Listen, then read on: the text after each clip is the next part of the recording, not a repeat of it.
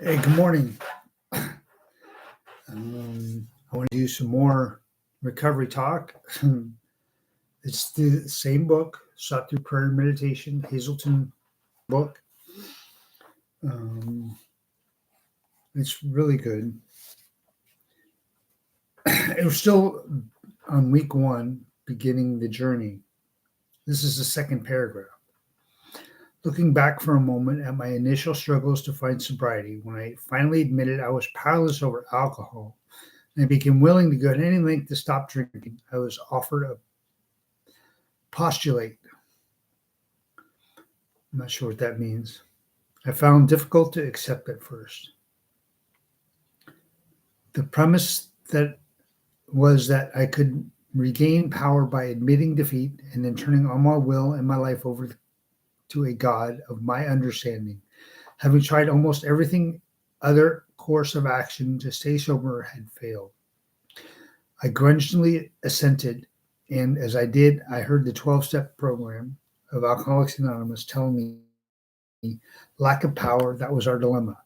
We had to find a power that by which we could live, and it had to be a power greater than ourselves.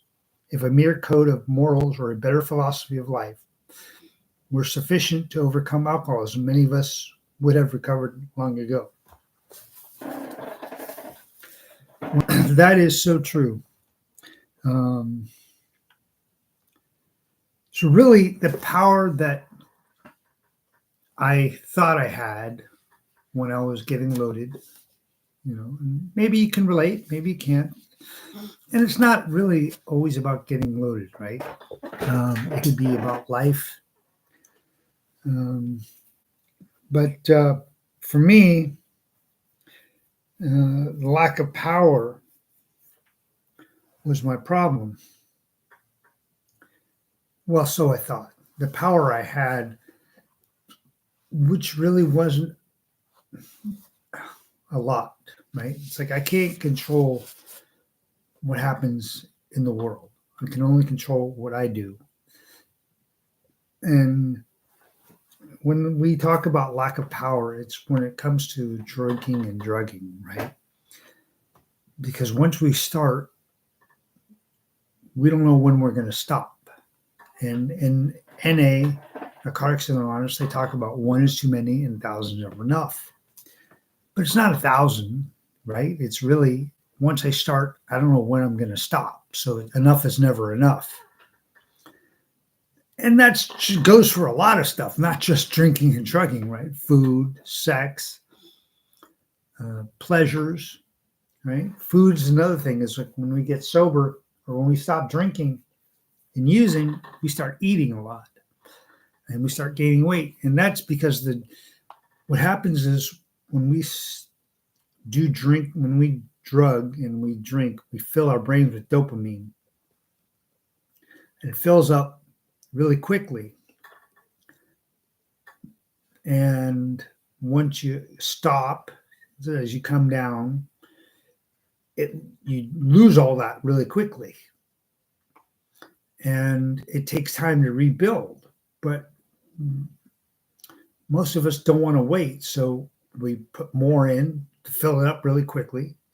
And then we come down, disappears really quickly. Then we fill it up and disappears, fills it up, disappears, fills it up, disappears. So we're constantly chasing this stuff.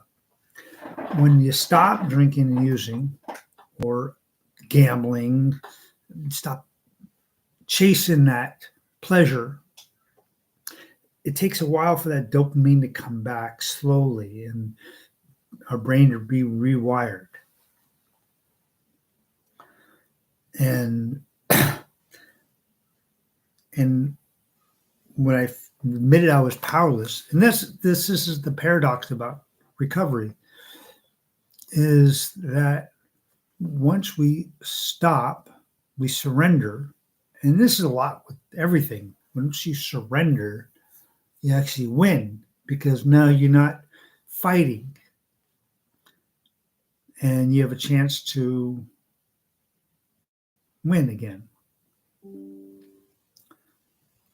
And if you're held capture, then like if you're in war and you surrender, Yeah, they could kill you or they'll take you prisoner, but at least you're alive, right? If they take you prisoner, at least you're alive, and then you can assess how to survive then.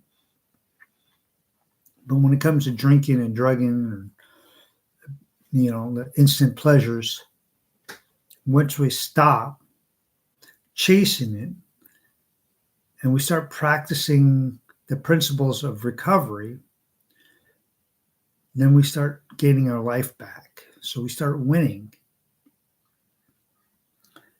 And yeah, it's hard to accept it in the beginning. Um, because we don't know how to deal with it. We're not used to it. We're used to trying to control everything ourselves. So to accept things, I didn't know how to accept anything when I first came in here, except money or drugs. Here, I'll gladly accept this. Gladly accept money, accept or accept sex or instant pleasures. And then turning my will and my life over, which is really step 3. Because the first step says that I can't. Second step is he or it can, and third step is let him. So how do I turn my will and my life over? Well, it's little things. In the beginning, I had to turn what I was going to wear over to my higher power because I didn't know what to wear in the beginning. I was like, just throw anything on, and it could mismatch. I don't know. It just was whatever clothes. So I asked my higher power, and it's ever evolving, right? Today, it's just a power greater than myself. It could be, I call God. It could be a spirit of the universe. It could be whatever you want it to be. Just something that's greater than you. And I'm not here to tell you what you shouldn't believe in. This is just how my thoughts and my feelings. And so when I start turning my thinking and my actions over to my higher power, then I start living on a different basis. I start living on a spiritual basis, which makes me happier, really, because when I think about what I'm going to do during the day, it doesn't always happen the way I want it to happen, right? So when I turn it over to my higher power, that way I'm no longer in control. And then I seem a lot happier because God puts the right people in my life at the right time, in the right situations, and the right things in my life at that certain moments.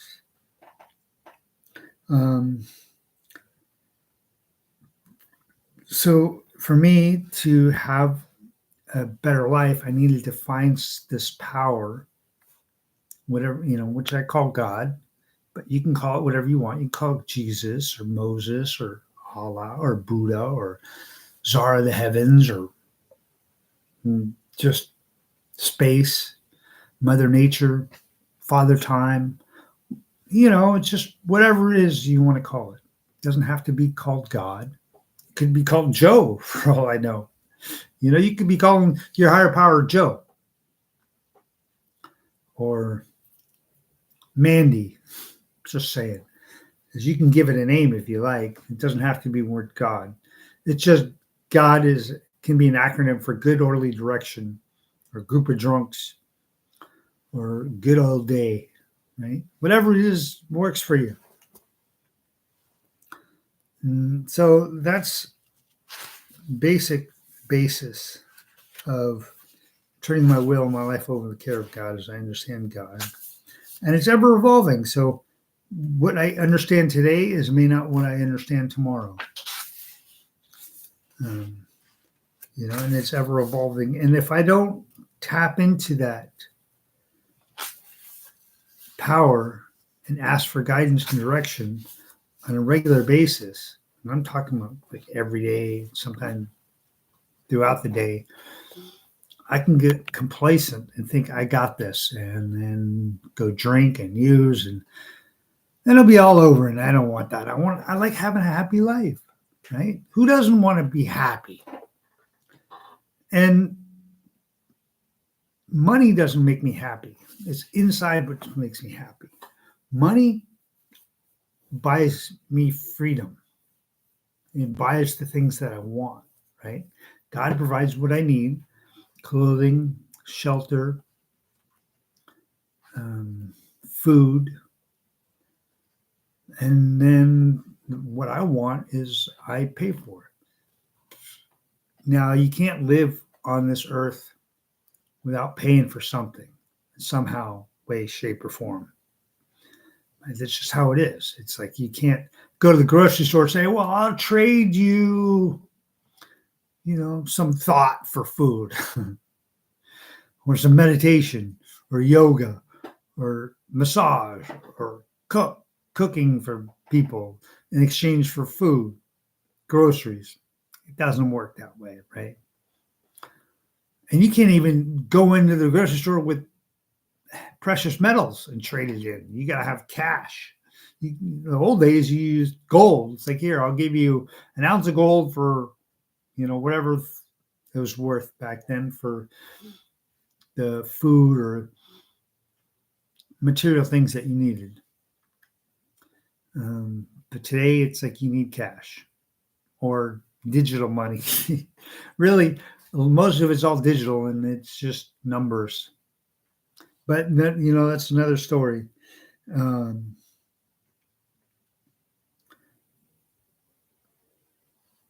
In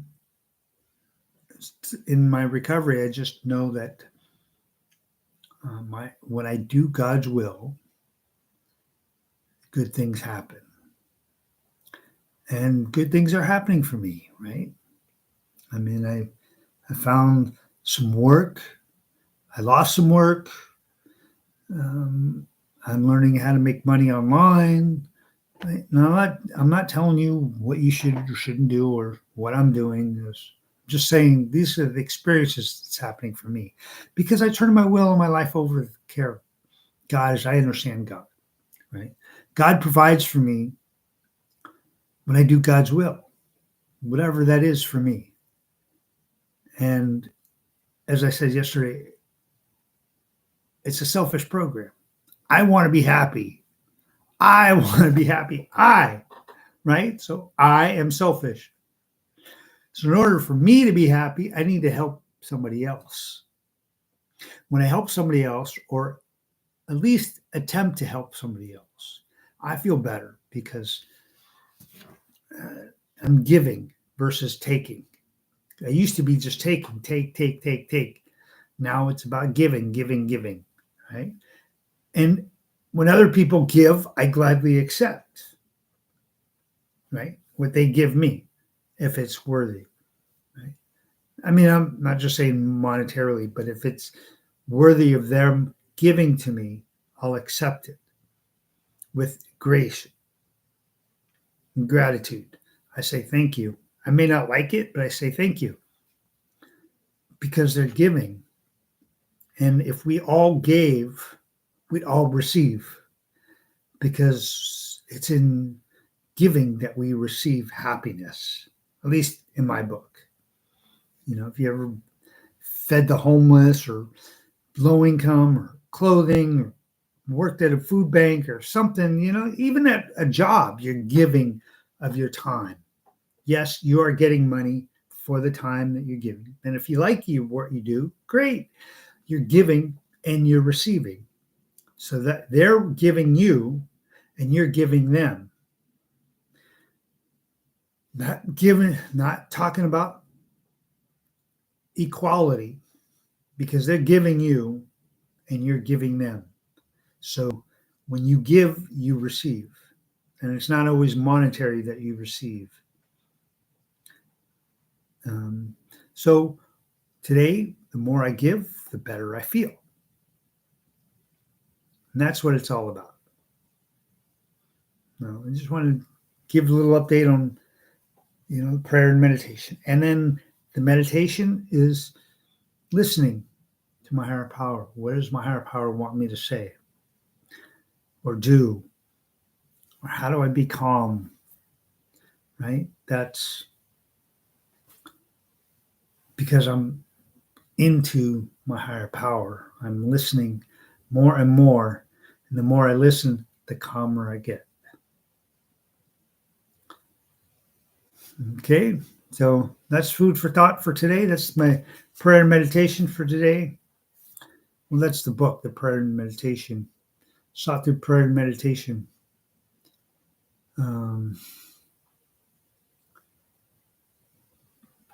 Yeah, Hazelden guide, Hazelden book. It's really good.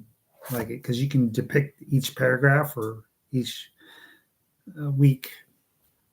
All right, you have a great day. Bye.